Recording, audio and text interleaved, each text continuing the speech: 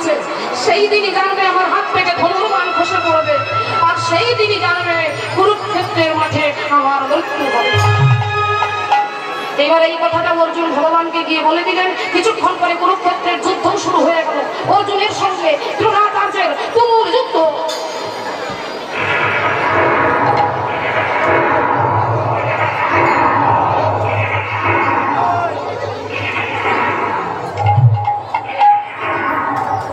অর্জুন বারবার বিধ্বস্ত হচ্ছে দ্রোণাচার্যের বলে। ভগবান বুঝতে পারলেন অর্জুনের কিন্তু করুণ অবস্থা। তখন ভগবান কি করলেন, চুপি চুপি অর্জুনের রথ থেকে নেমে চুপি চুপি যাচ্ছেন কার কাছে? হরি বল, হরে কৃষ্ণ। ভগবান বললেন, অর্জুন তুমি চিৎকার করে বলো অশ্বত্থামা মারা গেছে। অশ্বত্থামা মারা গেছে? এত বড় মিথ্যে কথা, এত বড় মিথ্যে কথা তুমি বলতে পারো? ওই তো অশ্বত্থামা দাঁড়িয়ে আছে, দাঁড়িয়ে দাঁড়িয়ে রীতিমতো যুদ্ধ করছে, এত বড় মিথ্যে কথা আমি বলতে পারবো না। বললেন, অর্জুন ইন্দ্রবর্মা রাজা ছিল, আপনারা জানেন না, তার একটা পোষা হাতি ছিল। আর হাতিটার নাম কি ছিল? ইন্দ্রবর্মা রাজার পোষা হাতি ছিল, জানেন? আর হাতিটার নাম কি ছিল? অশ্বত্থামা। সেই হাতিটা ভীমকে ইশারা করেছিলেন ভগবান, আর ভীম ভগবানের ইশারায় গদা দিয়ে হাতিটাকে মেরেছে, আর হাতিটা গরম করে পড়ে মারা গিয়েছে। এখন ভগবান বললেন, অর্জুন তুমি এটাই বলো, এই ট্যাবলেটেই কাজ দেবে। এখন অর্জুন চিৎকার করে বলছে অশ্বত্থামা মারা গেছে, মারা গেছে। যেই বলেছে অশ্বত্থামা মারা গেছে, অমনি আজকে হা পুত্র বলতে বলতে তিনি মাটিতে লুটিয়ে পড়েছেন।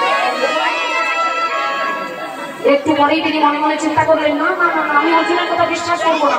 আমি তো তাকে ভোরবেলায় বলেছিলাম, সেটা আমার সঙ্গে ছলনাও করতে পারে।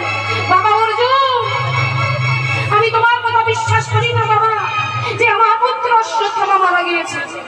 ভগবান তখন কিছুর দিকে গিয়ে বলছেন, দ্রোণাচার্যকে বলছেন, আপনি বিশ্বাস করবেন? বলুন কে বললে বিশ্বাস করবেন?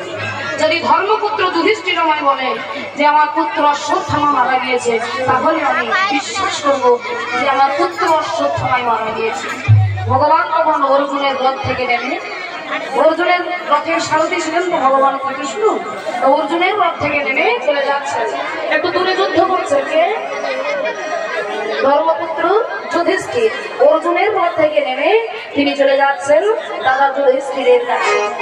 দেখুন ভাইরা, লোকে বলে কৃষ্ণ পাষাণ, সে নাকি সারা দিতে জানে না। আর মন বলে আকুল হয়ে কেউ তাদের ডাকে না। ভক্তের জন্য ভগবান ছুটে যাচ্ছেন, ভক্তকে রক্ষা করবার জন্য ভগবান ছুটছেন। দেখবে অর্জুনের রথ থেকে নেমে যাচ্ছেন দাদা যুধিষ্ঠিরের কাছে। জগবে সুন্দর হে দুনা, জগবে সুন্দর হে দুনা, সাঘে কৃষ্ণ কহইয়া রাম,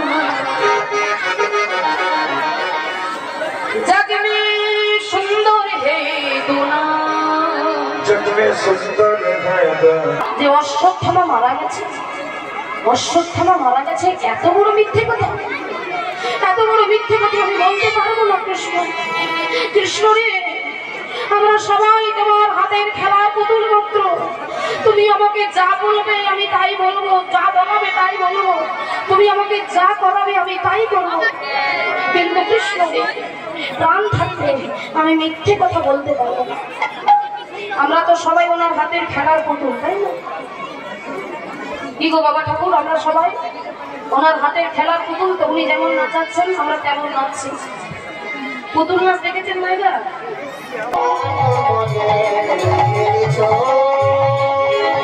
বলছি না, আমি সত্যিটাই বলতে বলছি। হাতিটা যে মারা গেছে দাদা, এটা তো সত্যি কথা, এটা তো সত্যি কথা, আমি তো দেখতে পাচ্ছি। আর হাতিটার যে নাম ছিল অশ্বত্থামা, এটাও তো সত্যি। বলে হ্যাঁ দাদা, ওটাও সত্যি। বলে দাদা তুমি এটাই বলে। এবার যুধিষ্ঠির চিৎকার করে বলছেন, অশ্বত্থামা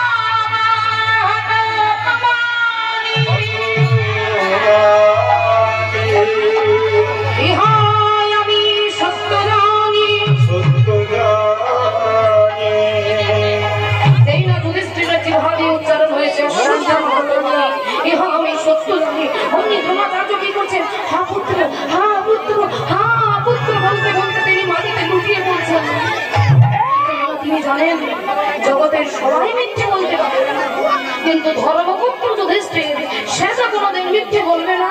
তাই তিনি হা পুত্র বলতে বলতে মাটিতে লুটিয়ে পড়ছেন। আস্তে আস্তে হাতের ধনুর মানটা মাটিতে খসে পড়ছে।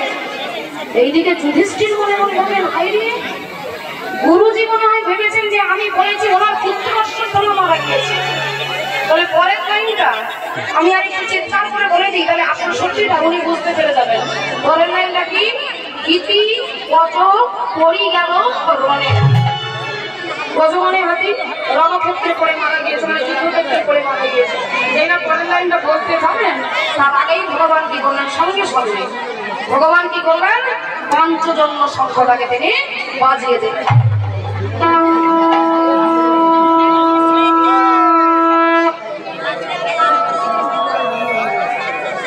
ভগবান শ্রীকৃষ্ণ এমন ধরে শঙ্খ বাজিয়ে দিলেন, দ্রোণাচার্য শেষ পর্যন্ত শুনতেই পেলেন না।